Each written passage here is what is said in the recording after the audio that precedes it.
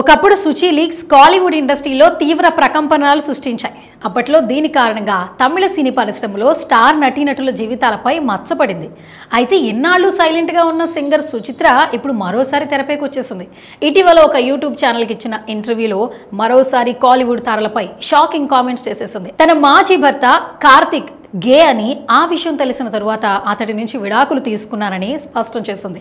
అలాగే హీరో ధనుష్ కూడా గే అని, మద్యం అధికంగా సేవించి ధనుష్ అండ్ కార్తిక్ ఒకే గదిలో ఉండేవారంటూ వివాదాస్పద వ్యాఖ్యలు చేసేసింది. అలాగే అగ్రకథానాయకుడు కమల్ హాసన్ ఇచ్చే పార్టీలో విరివిగా డ్రగ్స్ వినియోగం ఉందంటూ మరొక సంచలన కామెంట్లు చేసింది. ఇక సుచిత్ర చేసిన కామెంట్స్ మరోసారి ఇండస్ట్రీలో తీవ్ర దుమారాన్ని రేపుతున్నాయి. ఈ క్రమంలో సుచిత్రకు తన మాజీ భర్త కార్తిక్ చెక్ పెట్టేశాడు. సుచిత్రపై చట్టపరమైన చర్యలు తీసుకోవడానికి రెడీ అవుతున్నాడు కార్తిక్. తాజాగా ఆమెకు లీగల్ నోటీసులు కూడా పంపించేశాడు.